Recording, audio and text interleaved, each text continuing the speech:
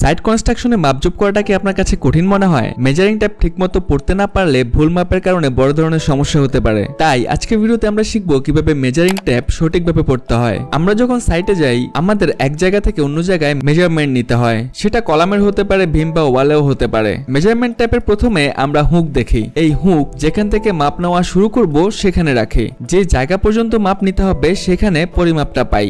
যেমন আমাদের এখানে পরিমাপ হচ্ছে 18 ইঞ্চি। মেজারমেন্ট ট্যাপে আমরা উপরে নিচে দুই ধরনের ইউনিট পেয়ে থাকি। যেমন উপরে হচ্ছে ফিট, ইঞ্চি, শুট ইউনিট, নিচে হচ্ছে মিটার, সেন্টিমিটার, মিলিমিটার ইউনিট। আমরা যদি উপরে তাকাই এখানে 1 থেকে 2 পর্যন্ত হচ্ছে 1 ইঞ্চি বা 4 থেকে 5 পর্যন্ত এই গ্যাপটা হচ্ছে 1 ইঞ্চি। এভাবে 12 ইঞ্চি পর্যন্ত 1 ফিট।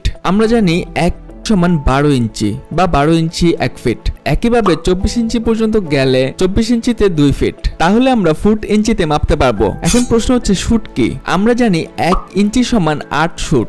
এই যে আমরা একটা ইঞ্চির মাঝে যে লম্বা লম্বা দাগগুলা দেখতে পাচ্ছি এগুলাই হচ্ছে শুট। আর এই শুটের মাঝে মাঝে যে ছোট ছোট দাগগুলা রয়েছে এগুলা হচ্ছে হাফ শুট। অলরেডি আমরা জেনেছি 1 ইঞ্চির মাঝে 8টা শুট থাকে। নিচে যে স্কেল রয়েছে এখানে 1, 2, 3 দেখতে পাচ্ছি, এগুলা হচ্ছে সেন্টিমিটার। মানে 1 থেকে 2 পর্যন্ত হচ্ছে 1 সেন্টিমিটার, একইভাবে 5 থেকে 6 পর্যন্ত হচ্ছে 1 সেন্টিমিটার। মানে প্রতি গ্যাপ 1 সেন্টিমিটার করে। আমরা জানি 100 সেন্টিমিটারে 1 মিটার। তার মানে এই মাপটা 1, 2 করে আমরা যদি 100 পর্যন্ত যাই তাহলে আমরা 1 মিটার পাবো। একইভাবে 200 সেন্টিমিটারে 2 মিটার। সেন্টিমিটারের মাঝে ছোট ছোট যে গ্যাপগুলো আছে এগুলা হচ্ছে মিলিমিটার। আমরা জানি 1 সেন্টিমিটারে 10 মিলিমিটার। এখানে 1, 2 এর মাঝে আমরা 10টা গ্যাপ পাবো, যেহেতু 1 সেন্টিমিটার মানে 10 মিলিমিটার। এখন ধরুন আমরা একটা জায়গা মাপলাম, সেখানে আমরা এই পর্যন্ত আসছি। এখন এটাকে আমরা কিভাবে লিখবো? আমরা এখানে 39 ইঞ্চি থেকে একটু বেশি দেখতে পাচ্ছি। আমরা জানি 12 ইঞ্চিতে 1 ফিট, তার মানে 3 12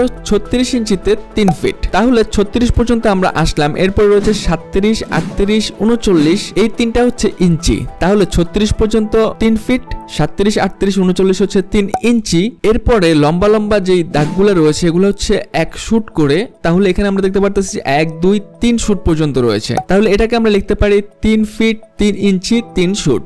এখন এই ইউনিটটাকে যদি আমরা পুরোটা ফিটে লিখতে চাই তাহলে কিভাবে লিখতে পারবো? প্রথমে আমরা 3 শুটকে ইঞ্চিতে কনভার্ট করি।